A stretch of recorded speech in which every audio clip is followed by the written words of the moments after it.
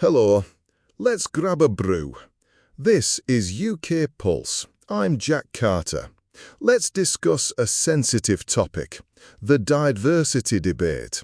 The gap between the government line that diversity is an unquestioned national strength and a public that increasingly isn't so sure. We'll dig into the numbers, the feelings behind them, and the cost of shutting down difficult conversations with the label racist. Luke Thompson joins me. Luke, hi. Glad you could make it. Thanks, Jack. Good to be here. There's a lot to unpack. Public opinion, policy, institutional messaging, and the social mechanisms that stop people from speaking openly. I want to be clear up front. The aim here isn't to attack communities. It's to examine policy outcomes and how we talk about them. So yes, let's get into the facts. Right, so let's start where most listeners are tuning in, that headline figure. NatCen's British Social Attitudes survey and related polling show only 49% of Brits now say ethnic diversity is a strength. That means roughly half the country either disagrees or is unsure. Luke, that surprised people, didn't it? It did for some, but if you look at the trend lines, it's complex. Historically, the UK has been proud of its cosmopolitan image, yet surveys show growing anxiety about immigration and its pressures, not just in principle but in concrete areas, housing, school places, and access to local services. Immigration is now regularly polling alongside the NHS and the cost of living as a top public concern. Exactly.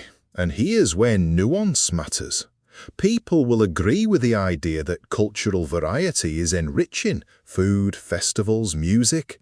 But when their local GP waiting lists get longer, or the kids' school gains 10 new pupils mid-year, their tolerance can shift. That's not necessarily racist, it's practical. Right. Practical is the key word. There are measurable pressures. We should acknowledge the benefits: entrepreneurship, skills, cultural vibrancy. But policy has to manage capacity and integration. When policies don't match reality, when housing supply, local school funding, and adult English support lag behind inflows, people feel the gap between the message and their lived experience. And that gap is being widened by the way institutions are framing diversity as an unquestionable moral good. Now, I know DEI advocates argue it's about correcting past wrongs, while organisations say it's about fairness. But there's a darker effect when disagreement is met with immediate moral condemnation. You raise a concern about, say, differential policing or parallel communities, and you are shut down as a bigot. Luke. That's the so-called chilling effect. In sensitive professions and public life, people tell pollsters they self-censor. They avoid speaking about controversial issues for fear of career damage or social ostracism. That mirrors workplace dynamics. Managers won't tackle performance or cultural problems because the risk of an accusation is seen as career-ending. And that avoidance means problems aren't solved, they fester. Yeah, and, two-tier policing, for instance. If communities feel officers avoid certain areas for fear of being accused of bias, or if some groups feel over-policed, you need a frank conversation about tactics, training, resources. But the moment someone suggests an evidence-led critique, they're boxed as racist. That stops practical solutions. It's maddening. It is. Evidence matters. For example, a policy discussion about targeted stop and search, where and why it's used, should be about outcomes: reduced crime, community trust, proportionality. But when discussion defaults to motive chasing rather than outcome measuring, you lose clarity. We need clear metrics: integration indicators, language acquisition rates, employment integration statistics, hate crime reporting rates adjusted for population, and so on. Metrics. Yes, I like that. But let's be honest. Why does the top-down narrative persist if half the country's unconvinced? You touched on this earlier. Is it political signalling, media incentives, or something else? A mixture. Politicians and institutions often have incentives to prioritize moral framing. It's simpler, it mobilizes certain voters, and it avoids messy trade-offs.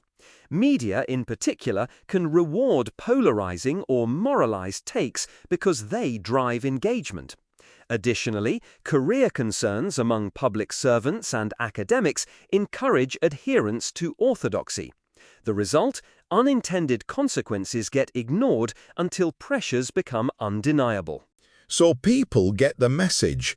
Diversity equals good, any criticism equals bad.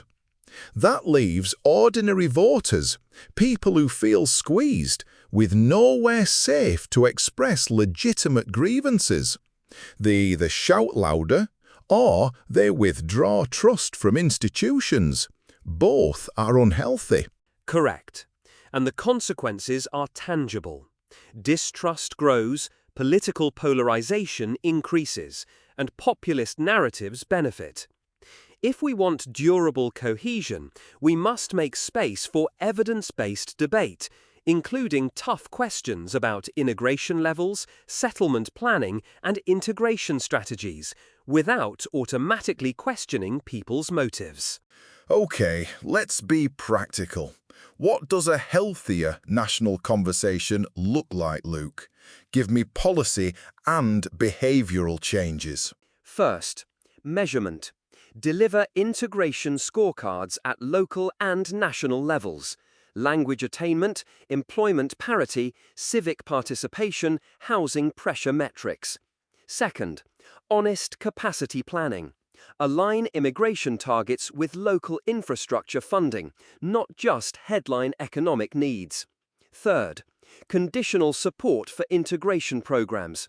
English language, civic education, and workforce training tied to measurable outcomes.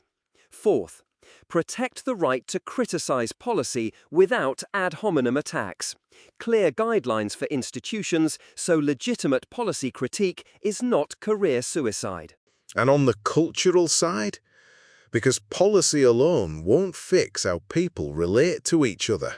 Communities need forums for moderated local debate, real town hall-style meetings with transparency about data and resources. Media should commission more local accountability reporting rather than national virtue signaling. Schools can teach civic literacy, so newcomers and hosts share a baseline of what binds a society together: legal norms, democratic participation, and respect for basic rights. Also, employers, stop using diversity as a shield to avoid fixing workplace dysfunction. Tackle poor performance and misconduct plainly. Makes sense. I want to push back on one thing, though. Won't all this sound to some like we're closing the door? Those fears exist. How do we balance compassion and competence? Balance requires clarity. Compassion means welcoming and supporting people who contribute and who integrate.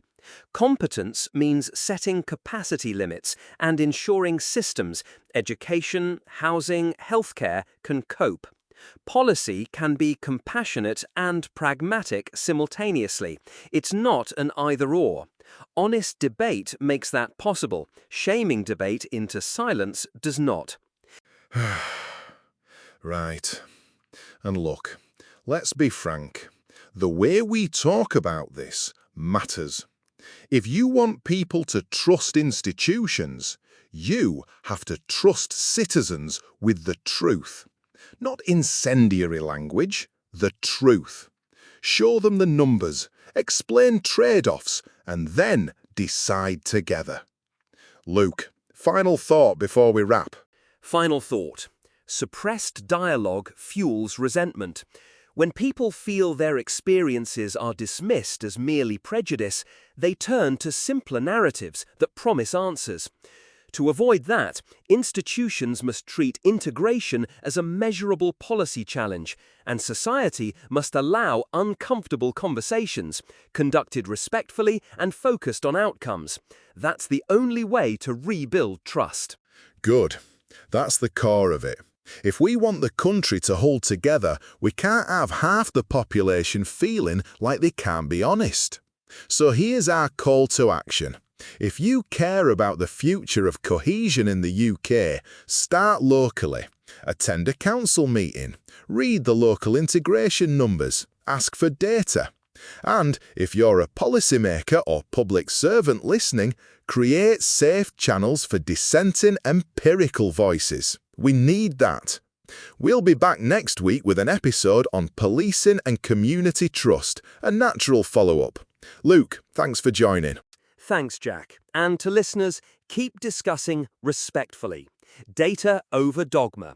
Evidence over accusation. Take care. Take care. This has been UK Pulse. Join the conversation, leave a comment below, and share this with someone who you think needs to hear it.